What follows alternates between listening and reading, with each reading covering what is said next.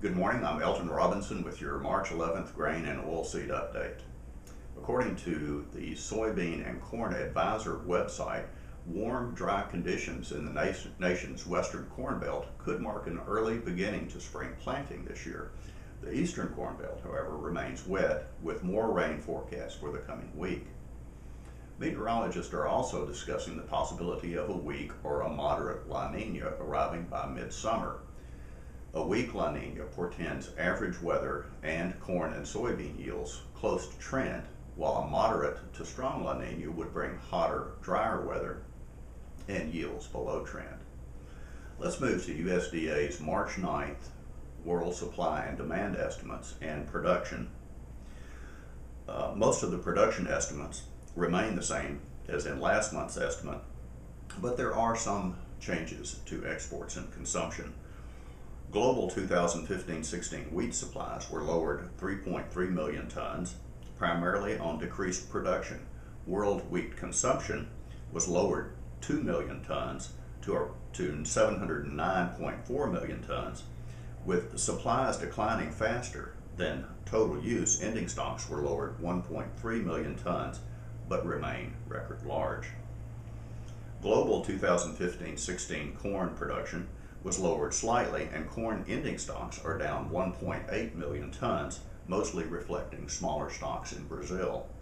The U.S. corn crop remains at 13.6 billion bushels.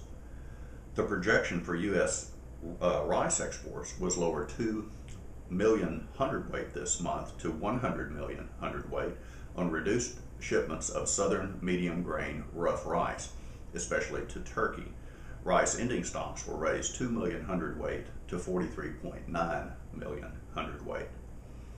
Global rice supplies for 2015-16 were raised 1.8 million tons, primarily on increased production. The largest production change is a 3 million ton increase for India on updated government statistics. World rice consumption for 2015-16 was raised 600,000 tons and remains a record. U.S. soybean production is down slightly from last month due to a revision to South Carolina production, where wet weather prevented harvest of many fields. U.S. soybean stocks, ending stocks for 2015-16 are projected at 460 million bushels, up 10 million from last month. Global soybean production is projected at 320.2 million tons, down slightly from last month.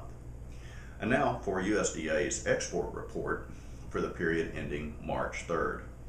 Wheat exports of 417,000 metric tons were up 8% from the previous week and 25% from the prior 4-week average, with the Philippines, Japan, Taiwan, Mexico, and Guatemala as primary destinations.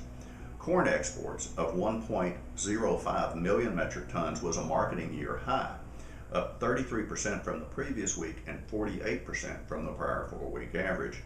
Japan, Mexico, and Colombia were big customers. Sorghum exports of 107,000 metric tons were unchanged from the previous week, but down 42% from the prior 4-week average. China was the primary customer, with lesser amounts to Mexico and South Korea. Rice exports of 59,000 metric tons were up 54% from the previous week and 21% from the prior 4-week average. Japan, Mexico, Colombia, and El Salvador were primary destinations. Soybean meal exports of 337,000 metric tons was a marketing year high, up 29% from the previous week and 51% from the prior 4-week average.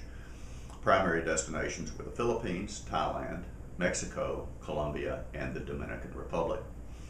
Soybean oil exports of 26,000 metric tons were up noticeably from the previous week and from the prior 4-week average, with South Korea, Colombia, the Dominican Republic, and Mexico as top customers. Beef exports of 11,000 metric tons were up 10% from the previous week, while pork exports of 19,000 metric tons, a marketing year high, were up 5% from the previous week. Well, that's it for this week's report. I'm Elton Robinson. See you next week.